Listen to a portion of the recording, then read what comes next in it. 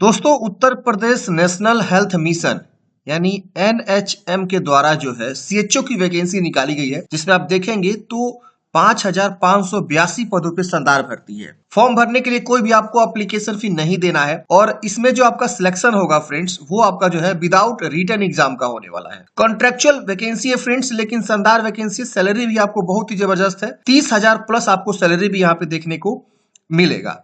तो अगर आप इस वैकेंसी के लिए एलिजिबल है तो आप फॉर्म को अप्लाई कर सकते हैं।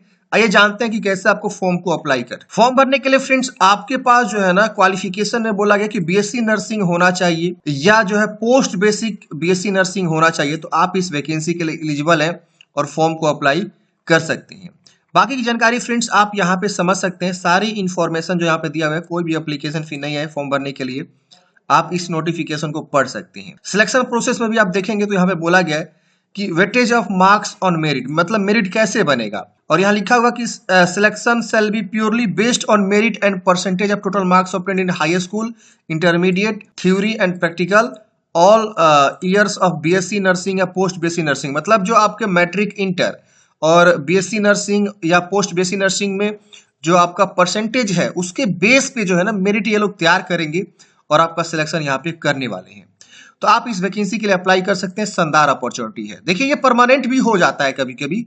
अभी तो कॉन्ट्रेक्चुअल बेसिस पे निकला है, लेकिन ये परमानेंट भी हो सकता है। अब देखिए, ये इसका जो है ऑनलाइन का पोर्टल है जहां से आपको फॉर्म को भरना है। यहाँ पहले बोल रहा है रजिस्टर, मोबाइल नंबर लिखिए, पासवर्ड लिखिए, कैप्चा कोड करके लॉग इन करिए। लेकिन सबसे पहले हमें जो है एक रजिस्ट्रेशन करना होगा, लॉग इन आईडी बनाना होगा। तो हम यहाँ देखिए click here for new registration, हम इस पे क्या करेंगे, क्लिक करेंगे। जैसे हम इस पे क्लिक करेंगे, हमारा जो है यहाँ पे नाम पूछेगा, हम अपना नाम यहाँ लिखेंगे। डेट ऑफ बर्थ यहाँ से चूज करना है। पहले हम जो है ईयर को कंफर्म करेंगे कि आपका डेट ऑफ बर्थ का ईयर क्या है, यहाँ लिख के भी कर सकते हैं, 1998, 1999 जो भी है। इसके बाद से यहाँ पे अपना जो है मंथ चूज करना है, फिर डेट चूज करना है, फिर mobile number, email ID. Essential qualification, आप किस बेस पे फॉर्म भर रहे हैं, BSc nursing with integrated course किए हैं या पोस्ट बीएससी नर्सिंग किए हुए हैं, तो जो भी आपने किया हुआ है उसका आप चुनाव करेंगे। Are you domicile of Uttar Pradesh, Uttar Pradesh के निवासी हैं तो हाँ करेंगे, अगर नहीं है तो नो भी कर सकते हैं। अगर हाँ करते हैं तो यहाँ पे कैटेगरी आएगा general, OBC, SC, ST, EWS. आप यहाँ से चुनाव कर लेंगे कि हाँ आप किस कैटेगरी से बिलोंग करते हैं। और यहाँ पे अगर विकलांग है तो यस करेंगे वरना नो करेंगे। एक्स सर्विसमैन है तो यस करेंगे वरना नो करेंगे। कैप्चा कोड भर के सबमिट करेंगे। अगर आप अदर स्टेट से हैं तो आप यहाँ नो करेंगे, तो आपका कैटेगरी जनरल हो जाएगा और ये सब भी रिजर्वेशन वगैरह नहीं मिलेगा विकलांग वगैरह का भी। और इस कैप्चा कोड को भर के सबमिट कर देना है। तो अदर स्टेट वाले हमेशा जो है किसी दूसरे राज्य में अप्लाई करते हैं ना, तो उनका कैटेगरी जो है अनरिजर्व हो जाता है, आप सबको पता है। जैसे आप बिहार के हैं और झारखंड से किसी वैकेंसी को अप्लाई कर रहे हैं तो आप अनरिजर्व हो जाएंगे, भले आप एससी, एसटी, ओबीसी ही क्यों ना हो अपने कैटेगरी में, अपने राज्य में। चलिए यहाँ करते हैं सबमिट। सबमिट करते हैं फ्रेंड्स, आपका फॉर्म जो है सबमिट हो जाता है, लेकिन यहाँ पे पेज लिखता है नॉट वर्किंग कभी कभी, और कभी कभी लिखता है कि your mobile number is already registered. But आपको उसको टेंशन नहीं लेना है, आप अपने ईमेल और मोबाइल को चेक करेंगे ना तो आपके पास मैसेज आ जा रहेगा। तो आप चेक कर लीजिएगा अपने मोबाइल के एसएमएस को। मेरे पास इसी तरह से लिख रहा था पेज इज नॉट वर्किंग, तो मैंने यहाँ पे रीलोड किया ना तो फॉर्म तो सबमिट हुआ, लेकिन लिखा कि your mobile number is already exist. बल्कि मैंने ऐसा रजिस्ट्रेशन पहली बार कर रहा हूँ, फिर भी ऐसा लिख रहा है। तो आपको अपने मेल को जरूर चेक करना है और मोबाइल को जरूर चेक करना है। आपके मेल और मोबाइल पे जो है लॉगिन आईडी और पासवर्ड आ गया रहेगा। चलिए मेरे पास आ गया, हम इसे लॉगिन वाले पेज पे आ जाते हैं और यहाँ पे हम अब जो है लॉगिन करते हैं। लॉगिन करके बाकी का प्रोसेस हम आपको बताते हैं। तो फ्रेंड्स, हम यहाँ पे लॉगिन पेज पे आ चुके हैं। हम जो है यहाँ पे 10 डिजिट मोबाइल नंबर लिखेंगे और पासवर्ड जो हमको एसएमएस के तौर पर है वो लिखेंगे, कैप्चा कोड भरेंगे, लॉगिन करेंगे। लॉगिन करते हैं फ्रेंड्स, आपका इस प्रकार से देखेंगे तो लॉगिन हो जाते हैं आप। यहाँ होम लॉग आउट का भी ऑप्शन, आपका नाम दिखाता है वेलकम, और यहाँ पे आपका जो रजिस्ट्रेशन करते वक्त जानकारी दिए थे वो यहाँ पे शो होता है। आपको नीचे आना, यहाँ पे अपना फादर्स नेम या हस्बैंड नेम लिख सकते हैं, यहाँ पे मदर्स नेम, यहाँ जेंडर बताना है। ये पूछ रहा है कि are you register in UP nurse and mid, आप यूपी नर्स काउंसिल में रजिस्ट्रेशन है आपकी, आपको यस करना। मान लिया हम यहाँ पे नो करते हैं तो लिखेगा नो, नॉट एलिजिबल। तो आपको ये रजिस्ट्रेशन जरूरी है। अब यहाँ पे आपको परमानेंट एड्रेस लिखना, जो भी आपका परमानेंट एड्रेस है। यहाँ पे राज्य चूज करेंगे, इसके बाद से यहाँ पे जो है डिस्ट्रिक्ट चूज करेंगे। तो जो भी आपका राज्य है उस राज्य से आप आते हैं तो अपना यहाँ पे राज्य को चूज करेंगे ना, उसके अकॉर्डिंग यहाँ पे डिस्ट्रिक्ट आएगा, थोड़ा समय लगेगा। फिर यहाँ पिन कोड आपको लिखना है। तो यहाँ एड्रेस जो है ना आपको प्रॉपर अच्छे से लिखना है, जो भी आपका एड्रेस है, जैसे विलेज, पोस्ट, थाना जो भी है। देखिए आगे यहाँ पे थोड़ा समय लग रहा है। अब यहाँ पे आपको बताना है परमानेंट एड्रेस सेम है, करंट एड्रेस की तरह इसको टिक करना है, सेम सेम कॉपी हो जाएगा। और करंट एड्रेस अलग है परमानेंट के से, तो आप यहाँ पे करंट एड्रेस अलग लिख सकते हैं। सेम है तो इसको टिक करेंगे, अलग सेम सेम कॉपी हो जाएगा ऊपर वाला ही। अब यहाँ पे आपको 10वीं क्लास की जानकारी भरनी है, यहाँ पे 12वीं क्लास की, और जो आपने बीएससी नर्सिंग की जानकारी यहाँ पे बताया हुआ या पोस्ट बेसिक नर्सिंग, उसके बारे में यहाँ पे इंस्टीट्यूट का नाम, बोर्ड का नाम या यूनिवर्सिटी का नाम, और पासिंग ईयर की परसेंटेज है तो परसेंटेज बताएंगे आपको कि मार्क्स ऑब्टेंड, कितना आपको मार्क्स का था और कितना आपको मिला हुआ है। टोटल मार्क्स जैसे यहाँ पे मान लीजिए आपका 500 का था सपोज, और आपको मिला हुआ 320, तो ऐसे आप बताएंगे तो यहाँ पे आपका आ जाएगा, ठीक है ना।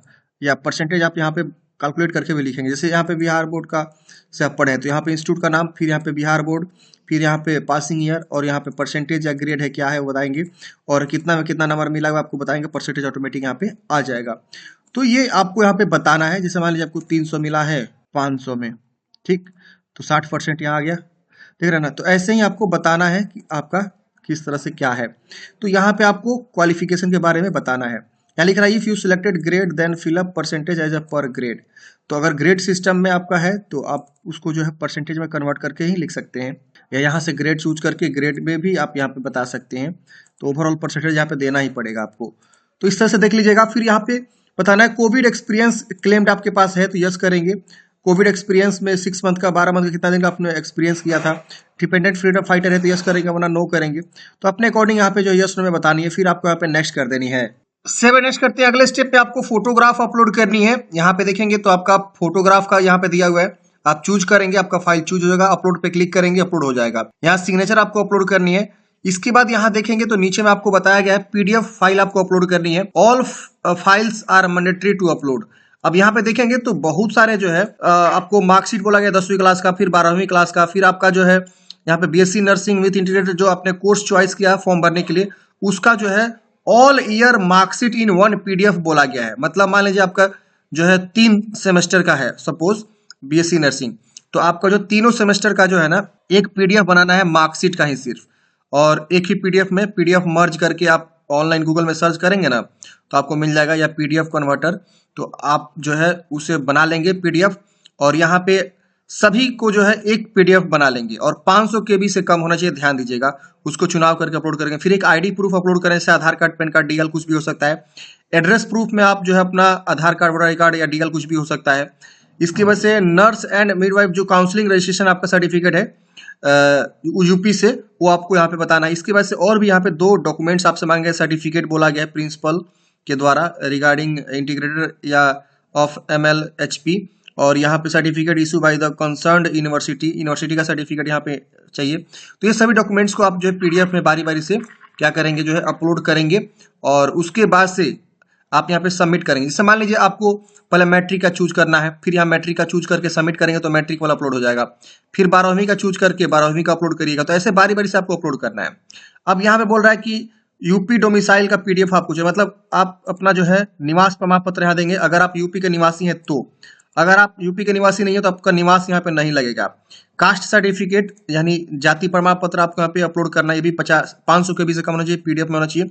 तो ये भी आपको बोला गया। अगर आप अदर स्टेट के हैं तो ये जाति नहीं लगेगा, या अगर आप जनरल से हैं यूपी के निवासी है तो भी आपका कास्ट सर्टिफिकेट नहीं लगेगा। तो आप इसे चूज करके अपलोड करेंगे, अपलोड हो जाएगा। तो चलिए हम बारी बारी से अपलोड कर लेते हैं। तो फ्रेंड्स हमने यहाँ पे सभी डॉक्यूमेंट्स को अपलोड कर दिया है। यहाँ पे देखेंगे तो ये शो हो रहा है इस तरह से सारा डॉक्यूमेंट्स आपका।